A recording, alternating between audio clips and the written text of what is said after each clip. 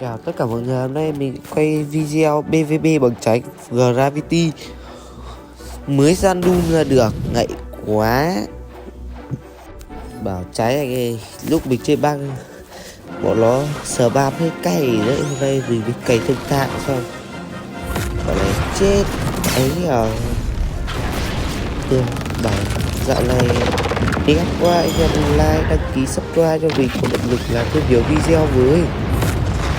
Dạo này có vài trăm view, buồn quá, không muốn làm video luôn. Ê, thằng Mochi ấy thì chết luôn rồi. Trời ơi, chùm sở ba. Đây rồi.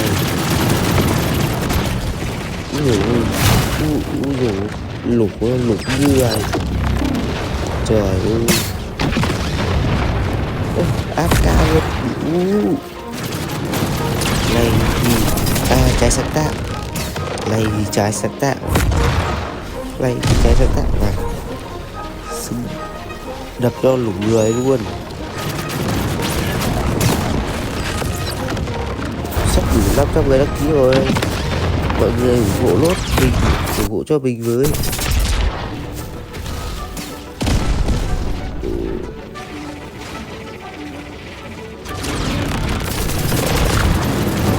Đây.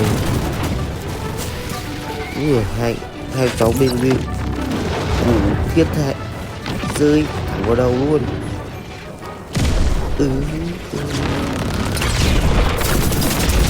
Cái trái này bất lực với cháy rồng nữa.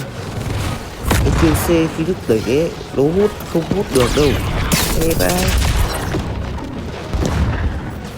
cái rồng vẫn mạnh quá.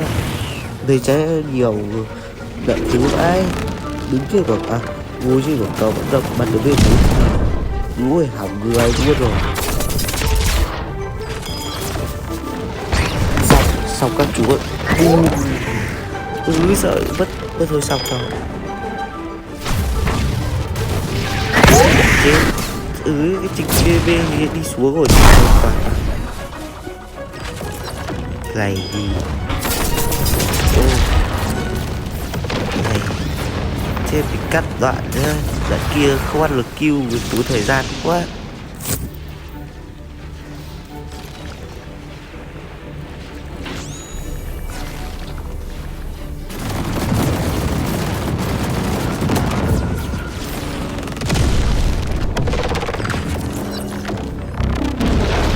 Chết nữa cháu. Thôi tuần này mình lười nói quá, chắc mình ghép nhà vào đây. Nhưng mà mình mong muốn là các bạn like, subscribe, đăng ký cho mình nhé. Lướt tắt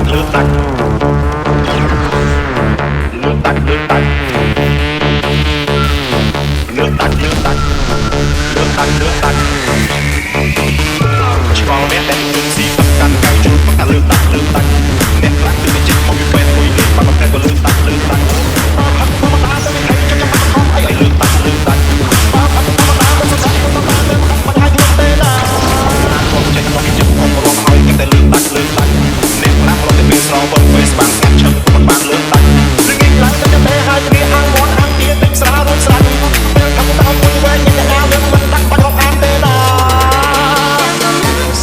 Good.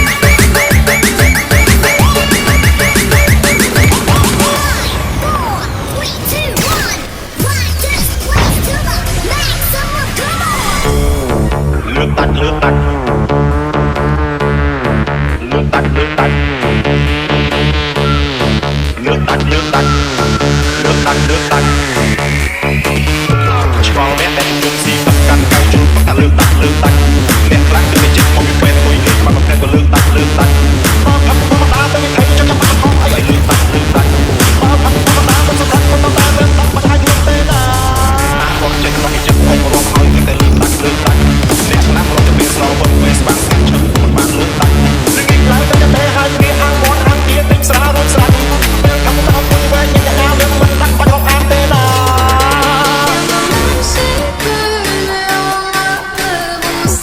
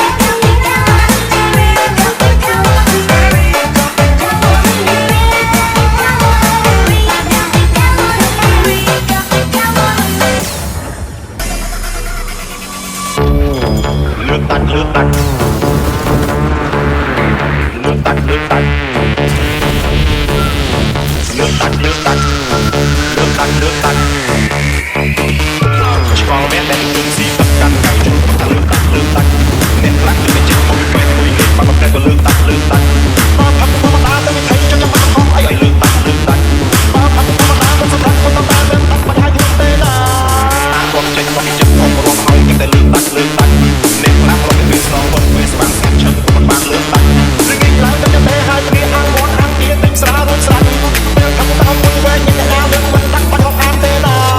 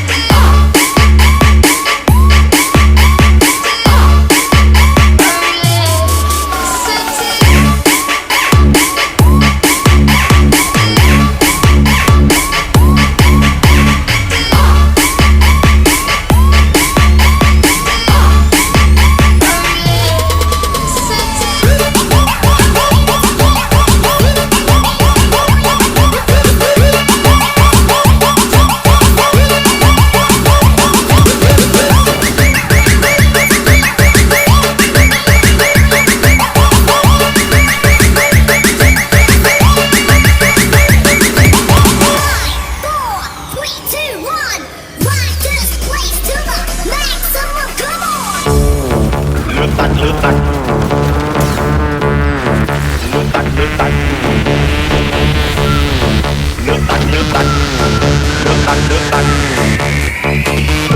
ឆ្កល់មែនតែទឹកស៊ីទឹកកាន់កៅជូនតែលើកតាច់អ្នកខ្លះគឺចិត្តមកពីពេលមួយលេងបាត់ប្រែក៏លើកតាច់បើផឹកធម្មតាទៅមិនខៃចង់ចាំបាត់ខំអីឲ្យលើកតាច់បើផឹកធម្មតាទៅស្ដាប់មិនតាលើកតាច់បាត់ហើយយល់ទេណាគាត់ចេញមកពីចិត្តអមរងហើយតែលើកតាច់អ្នកខ្លះរត់ទៅពីស្រវឹងពេលស្បាំងស្កាត់ឈឹងមិនបានលើកតាច់លើកនេះឡើងទៅតែហើយវាហាងមាត់ហាងជាទឹកស្រារត់ស្រាច់តាមទៅមួយវិញញ៉ាំតែដល់មិនតាច់បាត់របស់អានទេណា